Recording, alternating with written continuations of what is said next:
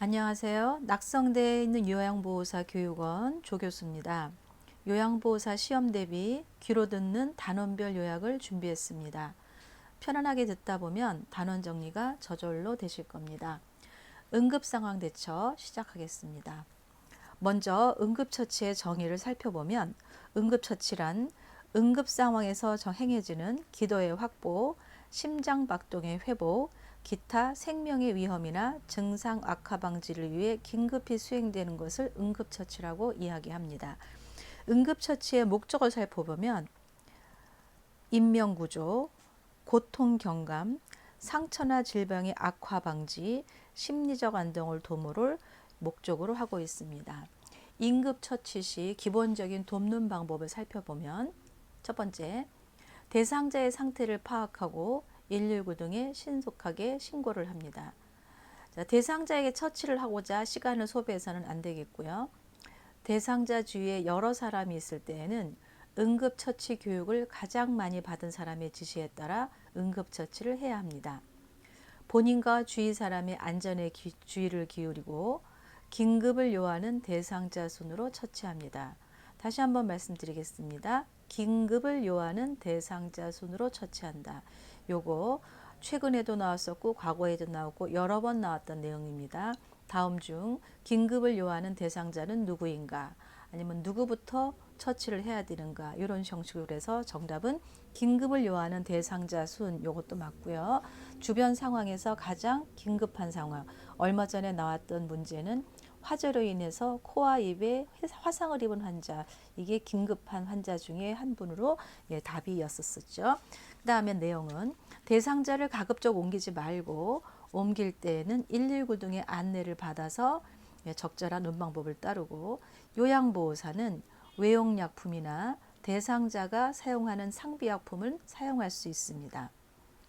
대상자에게 손상을 입힌 화학약품이나 약물, 잘못 먹은 음식과 구토물도 병원으로 가져가야 되겠고요. 대상자의 증거물이나 소지품을 보존하는 게 일반적인 돕는 방법입니다. 자, 구체적으로 응급 상황에 대해서 살펴보시면 515페이지에 질식이 나옵니다. 자, 질식 시 대상자의 주요 사항 어떻게 생겼냐? 첫 번째 보면 갑자기 기침을 하며 괴로운 얼굴 표정으로 목을 조르는 듯한 자세를 한다.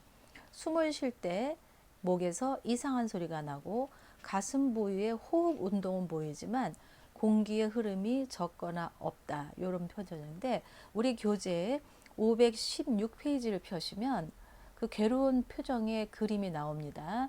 이 그림이 또 시험에 나온 적이 있어요. 그림이 주어지면서 환자가 이러한 상황을 보일 때 어떻게 도와줘야 되느냐, 이런 형식으로요. 저 질식이란 말은 없이 질식된 상황의 그 사람의 모습이 시험에 나온 바가 있습니다.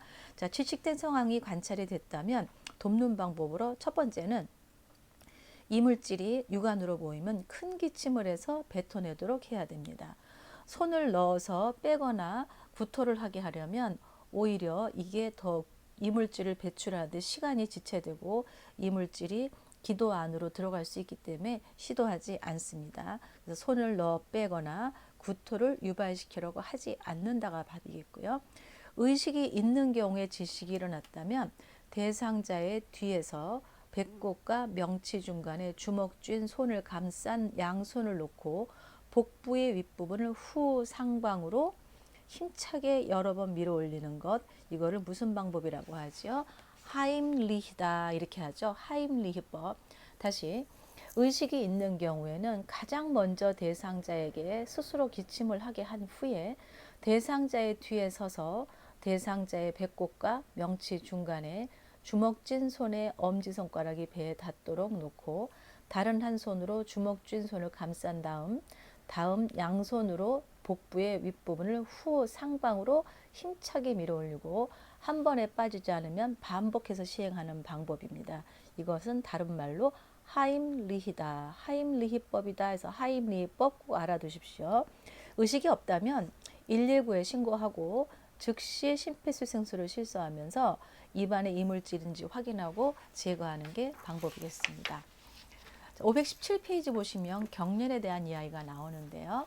자, 경련은 뇌세포가 비정상적으로 자극이 돼서 나타나는 의식장애 및 신체 증상이라고 할 수 있겠고요. 관찰되는 내용으로는 주로 뇌전증이라든가 중독, 저혈당, 알코올 금단 증상, 뇌졸중, 열사병 등에서 나타나고요. 경련 시에는 몸이 뻣뻣해지고 호흡곤란, 의식변화, 침을 흘리거나 대소변이 나오는 걸 볼 수 있습니다. 자, 뇌전증과 뇌열사병에 대해서 살펴보면 뇌전증이란 경련과 의식장애를 일으키는 발작 증상으로 유전이나 외상이나 뇌 종양에서 나타나기도 합니다. 열사병은 고온다습한 곳에서 체온 상승으로 어지러움과 피로를 느끼다가 의식을 잃고 쓰러지게 됩니다. 경련에 돕는 방법 시험에 여러 번 나왔었습니다. 제일 먼저 해야 할 일은 대상자의 머리 아래에 부드러운 것을 대주고 위험한 물건을 치웁니다. 몸에 꽉 끼는 옷에 단추나 넥타이를 풀고 입에 손수건 등의 이물질은 넣으면 안 됩니다. 얼굴을 옆으로 돌리거나 돌려 눕혀서 기도를 유지해서 질식을 예방하게 하는데 지금 말씀드렸던 얼굴을 옆으로 돌리거나 돌려 눕혀 기도를 유지하는 그림 시험에 아주 여러 번 나왔던 내용이에요. 경련은 대체적으로 1 내지 2분 후면 끝나기 때문에 꽉 붙잡거나 억지로 경련을 멈추게 하지 않고 그냥 주의 깊게 관찰을 하면 되는데 만약에 경련성 질환이 없던 대상자가 경련을 일으키거나 5분 이상 발작이 지속되면 즉시 119에 신고하고 시설장 간호사에게 보고하는 내용입니다. 이 5번의 내용도 또 시험에 나왔었어요. 경련성 질환이 없던 대상자가 경련을 일으킬 때 어떻게 해야 되느냐. 그럴 때는 119에 신고한다고요. 그냥 일반 환자가 경련이 일어났을 때 첫 번째로 하는 건 무엇이냐 그러면 머리 밑에 부드러운 걸 대주고 위험한 물건을 치운다. 이렇게 여러 가지 문제가 많이 나왔던 게 바로 경련입니다.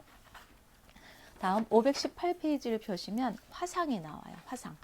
화상이란 열이나 화학물질, 전기에 의해 발생하며 어떤 경우든 피부가 손상되고 또한 부식성 물질을 삼켰을 때는 식도나 위도 손상될 수 있기도 하고 뜨거운 연기로 인한 기도 화상도 있기도 하는 게 바로 화상이죠. 자, 관찰 내용을 보시면 1차 관찰 내용이 있어요. 화상을 입었을 때 제일 먼저 관찰할 내용은 기도의 확보의 확인이에요. 자, 기도 확보 확인, 열 손상이나 흡입 손상을 확인한다. 이것도 최근에 시험 문제에 나왔었습니다. 기도 확보 확인 꼭 알아두시고요. 자, 기도 부종으로 호흡곤란이 있는 경우에는 119를 통해서 병원으로 바로 이송을 해야 됩니다. 자, 화상 시 2차 관찰 내용은 의식과 반응 수준을 평가하고 주요 부위의 화상, 얼굴이나 손발, 관절, 생식기 등 이쪽에 화상을 입었는지 확인을 해야 될 것 같아요. 화상의 수준에서 우리가 흔히 말하는 1도 화상, 2도 화상, 3도 화상 들어보셨죠? 자, 1도 화상이란 표피층만 손상된 건데 햇빛에 의한 화상이 대표적인 것이고 그 화상 형태를 보면 화상 부위가 빨갛게 변하며 만지면 아프지만 물집은 없는 상태이고 그냥 놔두면 자연 치유도 가능합니다. 2도 화상은 표피하고 진피층까지 손상된 것으로 물집이 생기고 몹시 아픕니다. 그러나 이것도 2주일, 약 14일이 되면 완전 치유가 되겠고요. 3도 화상은 피하지방층에서 근육층까지 손상된 거, 깊이 화상을 입은 거죠. 감각이 없고 두꺼워지고 손상된 지피는 재생되지 않습니다. 그래서 1도는 표피, 2도는 진피층까지, 3도는 피하지방 근육층까지 손상되죠. 자, 이렇게 화상을 입었을 때 돕는 방법을 살펴보시면 먼저 15분 이상 찬물에 담그거나 화상 부위를 깨끗한 물수건으로 감싼다. 이것도 시험에 많이 나왔던 내용이에요. 비교적 최근에 나왔던 거는 흐르는 물에 하지 않고 깨끗한 물수건으로 감싸서 세균의 감염을 예방하는 내용이 또 나왔었고요. 두 번째로 몸에 붙어 있는 옷이 있을 수 있어요. 옷이 달라붙어 있으면 일단은 찬물로 식히고 벗기기 힘든 의복이라면 잘라내고 장신구는 부종이 생기면 뺄 수 없으니까 최대한 빨리 빼내요. 다시 옷 위로 찬물로 식히고 벗기기 힘든 의복은 잘라내고 최대한 장신구는 빨리 빼야 되는 겁니다. 이것도 과거에 나왔던 거고요. 자, 화상 부위에 간장, 기름, 된장, 핸드크림, 치약 등은 절대로 바르면 안 됩니다. 감염의 위험이 있기 때문에 화상 부위를 만지거나 물집을 터뜨려서도 안 됩니다. 얼굴이나 입술에 화상을 입었을 때 또 가스를 마신 경우에는 즉시 병원으로 가야 되겠습니다. 자, 521페이지 보시면 골절이 나와요. 자, 골절이란 뼈가 부러진 것도 골절이지만 금이 간 상태도 골절입니다. 거기에 대한 대처는 손상 악화를 방지하고 회복을 빠르게 하니까 우리가 빨리 대처를 해야 되겠죠. 자, 골절의 증상을 먼저 살펴보면 신체의 양쪽이 다를 때, 통증 부위 및 기능 상실, 움직이지 못할 때, 통증 부위에 부러진 뼈끼리 부딪히는 소리가 날 때, 아, 골절을 입었구나, 우리가 이렇게 알 수 있겠고요. 그럴 때 돕는 방법은 첫째로 대상자를 안정시키고 절대로 스스로 움직여서는 안 된다. 절대로 스스로서 움직이면 안 된다. 아주 여러 번 나왔던 내용이고요. 자, 손상 부위 장신구를 제거하고 담요 등을 덮어서 대상자를 따뜻하게 해야 되겠고요. 상처 부위에는 냉찜질을 합니다. 이 냉찜질에 대한 내용도 시험에 여러 번 나왔던 거예요. 냉찜질을 하는 이유는 부종 및 염증 감소를 위해서 냉찜질을 하게 되죠. 자, 개방된 상처나 출혈이 있는 경우 멸균 꺼즈로 상처를 덮고 지혈한다. 개방된 상처는 상처가 드러난 걸 말하겠죠. 뼈가 튀어나온 뼈는 직접 압박하지 않고 손상 부위를 부목으로 고정한다. 그래서 여기서 우리가 꼭 알아야 될 거는 절대로 움직이면 안 되고 부목으로 고정하고 찜질할 때는 냉찜질을 한다. 이렇게 알아두시면 될 것 같습니다. 522페이지입니다. 출혈이 있죠. 자, 출혈이란 혈액이 몸 바깥으로 빠져나오는 현상을 우리는 출혈이다 이렇게 얘기하고요. 이거를 안전하게 지혈하는 게 중요하겠죠. 자, 먼저 돕는 방법을 보시면 장갑을 착용하고 출혈 부위에 멸균 거즈를 대고 직접 압박한다. 혈액순환에 방해가 되지 않도록 꽉 조이지 않게 하고 멸균 거즈 위에 압박 붕대를 감습니다. 출혈 부위를 심장보다 높게 위치합니다.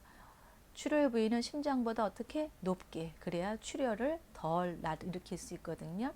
자, 아까 말했던 출혈 부위에 멸균 거즈를 대고 직접 압박한다는 내용도 한 두어 번 시험에 나왔던 얘기입니다.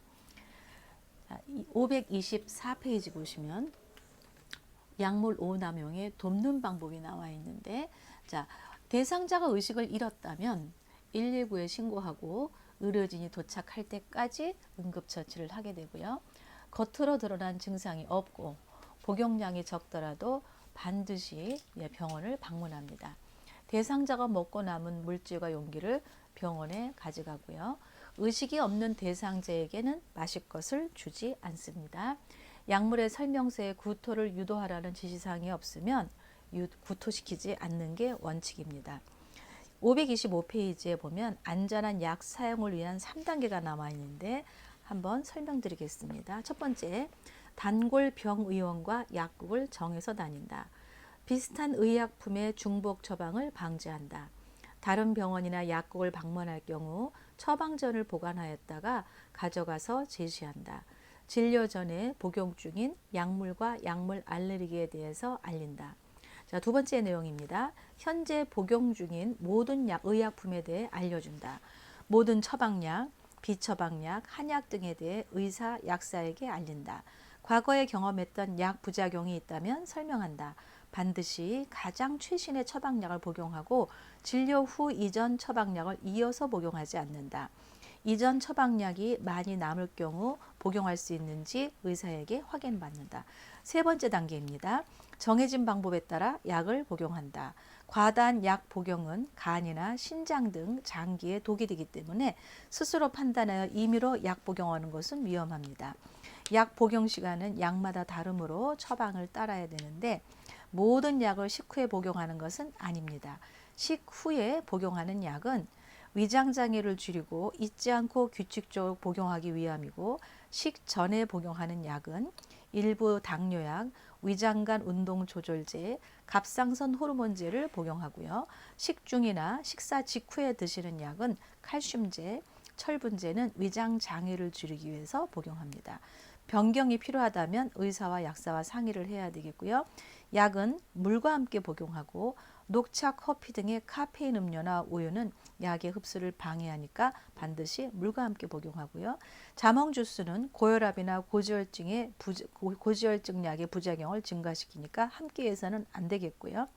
철분제제는 비타민 C와 복용해야 되기 때문에 오렌지 주스와 복용하면 흡수율이 증가되면서 추천되는 거, 요 내용도 시험에 나왔었습니다. 철분제제는 오렌지 주스와 함께 복용한다는 맞는 얘기입니다.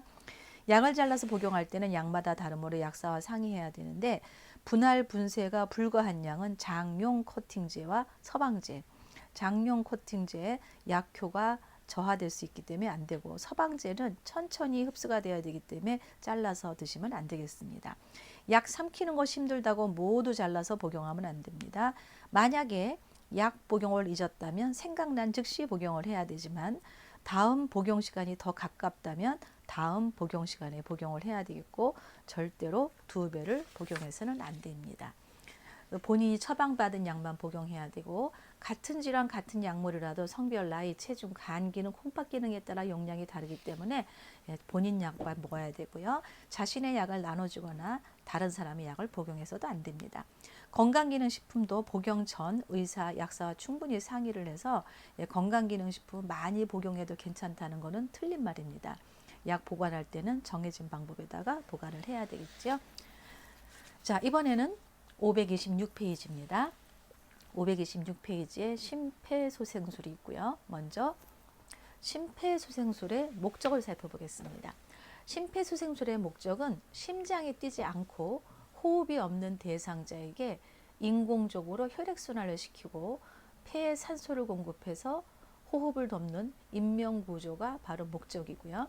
두 번째는 뇌 손상을 지연시키고 심장 마비 형태로부터 회복하는 데 결정적인 도움을 준다. 이건데, 자, 마비된 상태에서도 혈액순환을 시켜서 뇌 손상을 지연시키고 심장이 마비된 상태로 회복하는 것, 이 내용도 여러 번 시험에 나왔던 얘기입니다.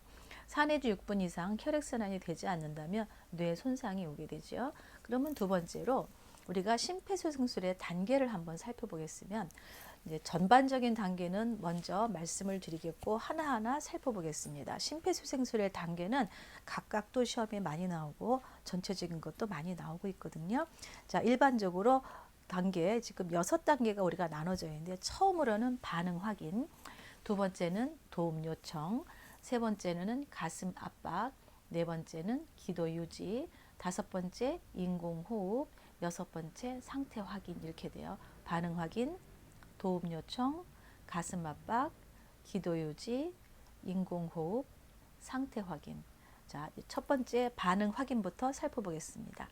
반응 확인은 대상자에게 접근하기 전에 먼저 현장이 안전한지를 확인하고 어깨를 가볍게 두드리면서 괜찮으세요? 라고 질문하면서 반응을 확인하는데, 대상자가 만약에 반응을 한다면 정상적인 호흡과 맥박이 있다면 회복 자세를 취하게 하고 의료인이 도착할 때까지 호흡과 맥박을 확인합니다. 대상자가 반응은 없는데 정상적인 호흡을 한다면 흡입을 예방하기 위해서 옆으로 누이고, 일본 구조자는 119에 신고한 후에 응급의료 상담원의 조언에 따라 행동을 하시면 됩니다. 자, 두 번째 도움 요청입니다. 도움 요청을 할 때 119 신고와 자동 심장 충격기를 준비하게 되는데요. 자, 질문에 반응이 없고 정상적인 호흡이 없으면 즉시 도움을 요청해야 됩니다. 구조자가 한 명일 때는 주변 사람에게 119 신고와 자동 심장 충격기를 가져오도록 요청을 하는데, 주변에 도와줄 사람이 없다면 잠시 현장을 이탈하더라도 도움을 요청한 후에 심폐소생술을 시키는 게 원칙입니다. 구조자가 2명이라면 한 명은 즉시 심폐소생술을, 다른 한 명은 119에 신고한 후에 심장 충격기를 가져오고, 심장 충격기가 없다면 119가 올 때까지 심장 압박과 인공호흡을 나누어서 실시하게 됩니다. 119에 신고할 때는 발생 장소가 어딘지, 대상자의 수가 몇 명인지, 또 상태는 어떠한지를 정확하게 알려주고 그 지시에 따라야 합니다. 자, 세 번째 과정이죠. 가슴 압박이 되는데요. 가슴 압박 시에 대상자가 반응이 없으면, 정상적인 호흡이 없다면 곧바로 가슴 압박을 시작하게 됩니다. 대상자의 흉골, 가슴뼈 아래 쪽 절반 부위에 두 손을 깍지를 끼고 양팔을 곧게 편 상태에서 구조자의 어깨와 대상자의 가슴이 수직이 되게 합니다. 다시 위치는 흉골, 가슴뼈의 아래쪽 절반 부위에 두 손을 깍지 끼고 양팔을 곧게 편 상태에서 구조자의 어깨와 가슴이 수직이 되도록. 요거는 해부적인 구조가 얼마 전에 시험에 나왔었어요. 흉골의 모양이 주어지면서 어느 부위에 가슴 압박하는 게 정확한 위치이냐. 그래서 흉골 가운데 절반 부위 이렇게 생각하시면 되겠습니다. 가슴 압박은 속도예요. 분당 100회에서 120회. 눌리는 정도는 가슴이 약 5cm 정도 눌릴 수 있게 깊고 강하게 압박합니다. 자, 속도 1분에 100회에서 120회의 속도로 가슴이 약 5에서 6cm, 5cm 정도 눌릴 수 있게 깊고 강하게 압박을 하고요. 가슴 압박 위치가 바뀌지 않도록 손바닥은 가슴에서 떨어지면 안 됩니다. 가슴 압박과 이완의 비율은 50대 5 시간이 비율되게 하고 흉골의 가장 하단에 위치한 칼돌기가 압박되지 않도록 주의하면서 가슴 압박을 시행합니다. 네 번째 단계 기도 유지 단계입니다. 529페이지입니다. 한 손은 대상자의 이마에 대고 머리를 뒤로 젖힌 뒤에 다른 한 손으로는 턱 부분을 위쪽으로 당겨서 기도를 열어줍니다. 턱을 들어 올리기 위해서 엄지손가락은 사용하지 않으며 대상자의 입이 닫히지 않게 해야 되겠고, 만약에 심폐소생술을 배운 적이 없다면 기도 유지에서 인공호흡을 생략하고 가슴 압박만 해도 가능합니다. 530페이지에 보면 인공호흡이 나와 있죠. 자, 대상자의 코를 막고 입에 1초에 한 번씩 가슴이 팽창하도록 숨을 2번 크게 불어넣습니다. 훅 하고 띄고 훅 하고 띄고 해서 2번을 불어넣고요. 과도한 한기가 발생하지 않도록 주의하셔야 되겠고, 위가 팽창하지 않도록 했는데 위가 팽창한다면 위 내용이 역류되거나 기도흡인의 합병증을 유발할 수 있고 자세를 잘못 취한 거겠죠. 그러면 가슴 상승이 관찰되지 않고 위가 팽창된다면 다시 기도 유지를 하기 위해서 자세를 잡은 후에 인공호흡을 시행해야 됩니다. 가슴 압박과 인공호흡의 비율입니다. 30대 2의 비율을 유지해요. 자, 구조자가 한 명일 때 가슴 압박 30번 하고 인공호흡을 2번 하고 요거를 10초 이내에 실시를 하면서 번갈아 가면서 실시합니다. 30대 2, 30대 2, 30대 2, 30대 2, 30대 2 이렇게 5주기를 하셔야 되겠고요. 구조자가 2명일 때 2분마다 또는 5주기마다 30대의 비율 5차례 한 것을 심폐소생술 후에 가슴 압박 시행자를 교체할 수 있습니다. 가슴 압박 중단은 10초 이내로 제한하기 때문에 재빨리 교체를 하셔야 될 것 같아요. 자, 회복 자세입니다. 반응은 없지만 호흡과 순환을 보이면서 대상자를 옆으로 돌립니다. 혀나 구토물로 인해서 기도가 막히는 것을 예방하고 흡인의 위험성을 줄이기 위한 방법으로 회복 자세를 취하는데, 회복 자세는 보통 오른쪽 팔을 밑으로 해서 쭉 편 상태에서 오른쪽으로 누워있는 자세이고요. 이 그림이 531페이지 나와 있을 텐데 회복 자세의 그림도 시험에 여러 번 나왔었습니다. 왜 회복 자세를 하느냐 하면 흡인 예방이다, 이렇게 알아두시면 될 것 같아요. 자, 8번째 과정. 손으로만 하면 심폐소생술이에요. 자, 가슴 압박 소생술인데 인공호흡은 안 하고 가슴 압박만 하는 심폐소생술인데, 이건 누가 하느냐면 보건의료인이 아닌 일반인 경우에, 호흡을 못할 경우에는 가슴 압박만으로도 사람을 구조하는데 많은 도움이 됩니다. 자, 533페이지 이번에는 자동 심장 충격기예요. 아까 도움 요청할 때 119한테도 신고를 하지만 자동 심장 충격기 갖다 달라고 말했잖아요. 그때 이제 도착을 했을 때 우리가 어떻게 적용을 해서 사용할 것인가, 그거에 대한 이야기입니다. 먼저 자동 심장 충격기의 사용법에 그냥 순서만 쭉 말씀드리면, 전원을 켜고 패드를 부착하고 심장 리듬을 분석하고 재세동을 시행하고 즉시 가슴 압박을 다시 시행합니다. 다시 한번 말씀드리겠습니다. 전원을 켜고 패드를 부착하고 심장 리듬을 분석하고 재세동을 시행하고 즉시 가슴 압박을 다시 시행하는 건데, 첫 번째 단계인 전원 켜기부터 살펴보겠습니다. 반응과 정상적인 호흡이 없는 심정지 대상자에게만 사용을 하겠고요. 전원을 일단 먼저 가져오면 키면 두 번째로는 전기 패드를 부착하게 되는데 전기 패드의 부착 부위는 오른쪽 패드는 오른쪽 빗장표에 왼쪽 패드는 왼쪽 중간 겨드랑이 선에 붙입니다. 먼저 오른쪽 빗장표 쇄골 있는 데죠. 그 밑에 왼쪽 패드는 겨드랑이 밑에 붙이게 돼요. 세 번째 단계는 이 패드를 부착했기 때문에 리듬을 분석하게 됩니다. 분석 중이라는 음성이 나오면 심폐소생술을 멈추고 대상자에서 손을 뗍니다. 이 내용도 최근에 2번이나 시험이 나왔었어요. 심장 충격이 필요합니다 라는 음성과 함께 심장 충격기는 스스로 충전을 시작합니다. 자동 심장 충격기 충전은 수초 이상 소모되기 때문에 그 동안에는 가슴 압박을 계속 시행을 하고요. 가슴 압박의 중단은 10초 이내로 해야 되기 때문에 심장 충격이 필요하다라고 할 때까지는 가슴 압박을 시행합니다. 심장 충격이 필요 없을 경우에는 대상자의 상태를 확인하고 심폐소생술을 개설하십시오 라고서 심장 자동 충격기가 말이 나와요. 그래서 음성이 나오면 즉시 심폐소생술을 다시 시동합니다. 제세동이 필요합니다 라는 것과 함께 충전이 다 되면 제세동 버튼이 깜빡깜빡거리게 돼요. 그러면 다시 시행자는 모두 물러나라는 신호가 나오면 모두 물러나게 하고 제세동 버튼을 누릅니다. 충격이 전달된 즉시 가슴 압박 대 인공호흡은 30대 2라고 그랬죠. 가슴 압박을 시행하게 되고 자동 심장 충격기는 2분마다 심장 리듬 분석을 반복하게 됩니다. 자동 심장 충격기 사용 및 심폐소생술은 119 구급대가 올 때까지 지속하게 되는 게 바로 심폐소생술 자동 심장 충격기 적용하는 방법입니다.